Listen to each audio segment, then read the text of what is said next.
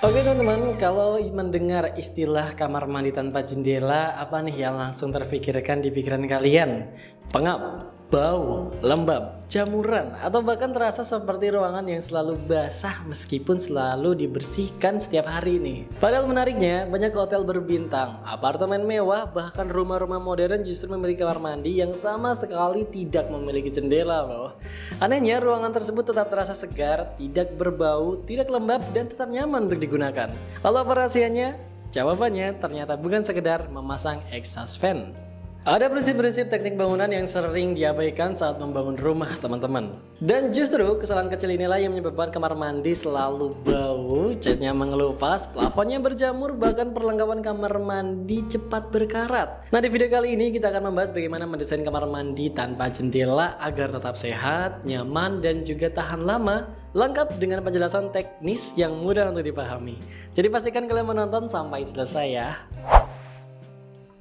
Banyak orang mengira masalah terbesar kamar mandi tanpa jendela adalah bau. Padahal sebenarnya bau hanyalah gejala. Musuh utamanya adalah kelembapan yang terus terjebak di dalam ruangan. Setiap kali kita ke mandi menggunakan air hangat contohnya, jutaan butiran uap air memenuhi udara.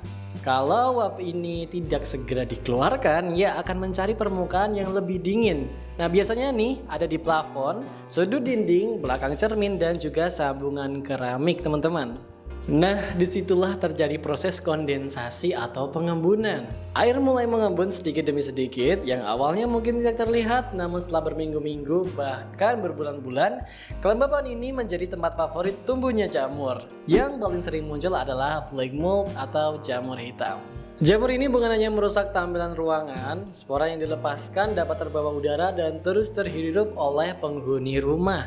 Nah, pada sebagian orang nih, terutama penderita alergi atau asma, kondisi ini bisa memicu gangguan pernapasan. Nah, oleh karena itu, target utama desain kamar mandi sebenarnya bukan sekedar menghilangkan bau, tetapi untuk mengendalikan kelembapan pula. Kalau kelembapan berhasil dikontrol, biasanya bau juga akan ikut hilang dengan sendirinya. Pernah dengar kan kalau orang-orang tuh bilang yang penting ada exhaust fan? Padahal belum tentu benar teman-teman. Nah, yang pertama nih yang harus diperhatikan terlebih dahulu adalah arah pembuangan udaranya. Kesalahan yang sangat sering terjadi adalah exhaust hanya membuang udara ke ruang plafon. Nah, akibatnya uap air memang keluar dari kamar mandi tetapi malah terjebak di atas plafon rumah. Di sana akhirnya muncul jamur, kayunya lapuk. Rangka plafonnya bisa rusak, bahkan bisa menyebabkan bercak air di langit-langit. Karena itu, exhaust fan harus dihubungkan menggunakan ducting menuju area terbuka atau langsung keluar bangunan. Prinsipnya pun sederhana. Udara lembab harus benar-benar keluar dari bangunan, bukan hanya pindah tempat saja. Selain arah pembuangan, kapasitas fan juga harus disesuaikan teman-teman. Kalau terlalu kecil, udara lembab tidak akan pernah habis tersedot. Semakin besar kamar mandi, maka semakin besar pula kapasitas fan yang dibutuhkan. Bukan berarti semakin besar selalu lebih baik ya teman-teman, karena fan yang terlalu besar juga bisa menghasilkan suara lebih bising dan juga konsumsi listrik yang tentunya lebih tinggi. Jadi sesuaikan dengan ukuran ruangan kalian.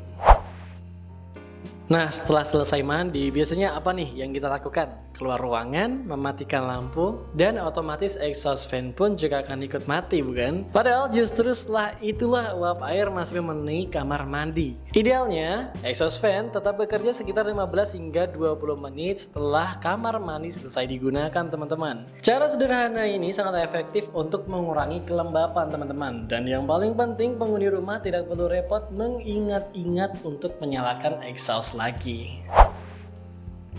Sekarang kita masuk ke kesalahan yang paling sering terjadi nih teman-teman. Banyak orang memasang exhaust fan yang sangat mahal tetapi hasilnya tetap tidak maksimal. Kenapa? Karena mereka lupa satu hal, yaitu udara tidak bisa keluar kalau tidak ada udara baru yang masuk. Jika kamar mandi benar-benar kedap udara, maka kipas hanya akan menciptakan tekanan negatif.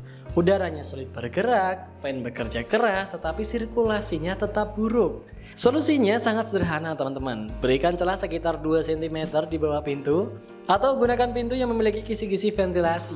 Udara segar akan masuk dari bawah, sementara udara lembab akan ditarik keluar melalui exhaust fan di bagian atas. Inilah yang disebut dengan aliran udara yang benar. Masuk dari bawah, keluar dari atas. Sederhana, tapi sangat efektif. Selanjutnya kita berbicara mengenai material nih teman-teman. Tidak semua material itu cocok digunakan di area dengan kelembapan yang tinggi ya. Untuk lantai dan dinding, pilih keramik atau granit dengan daya serap air yang rendah. Semakin kecil pori-porinya, maka semakin sulit air meresap. Artinya, lumut dan jamur juga akan lebih sulit untuk berkembang di sana. Untuk bagian atas dinding, gunakan cat khusus area basah yang memiliki teknologi anti jamur. Jenis cat ini mengandung bahan yang mampu untuk menghambat pertumbuhan spora jamur. Kemudian untuk perlengkapan logam seperti engsel pintu, rak handuk, shower atau mungkin juga keran, gunakan stainless steel grade 304. Material ini jauh lebih tahan terhadap korosi dibandingkan stainless biasa. Mungkin harga awalnya sedikit lebih mahal, tetapi umur pemakaiannya jauh lebih panjang.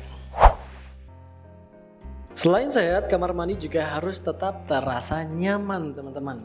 Masalahnya, tanpa jendela, ruangan sering terasa sempit, gelap, dan juga tertutup. Padahal sebenarnya ini lebih banyak dipengaruhi oleh pencahayaan. Gunakan lampu dengan temperatur warna sekitar 4000 Kelvin atau natural white.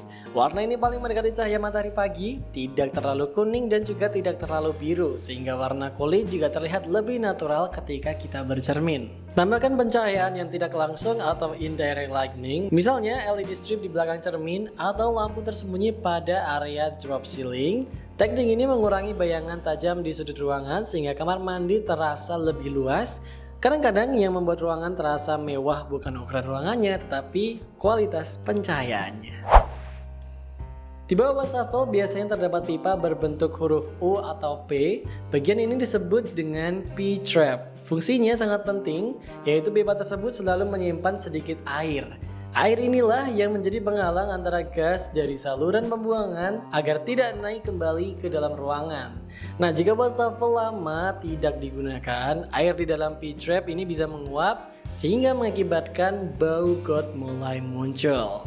Untuk floor drain, sekarang juga tersedia smart drain yang memiliki katup otomatis. Katup hanya dapat terbuka ketika ada air yang mengalir dan saat tidak digunakan, katup ini akan menutup sehingga gas dari saluran tidak bisa naik ke atas permukaan.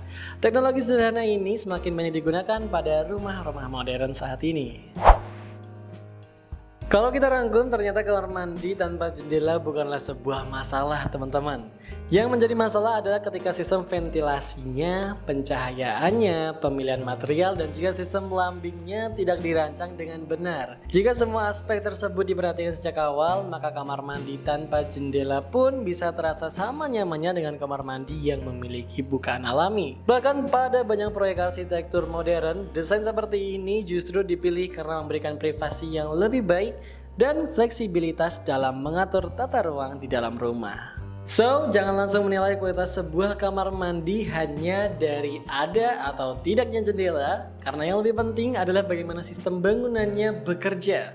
Karena arsitektur yang baik bukan hanya soal apa yang terlihat oleh mata, tetapi bagaimana sebuah ruang mampu memberikan kenyamanan setiap harinya, bahkan tanpa kita sadari.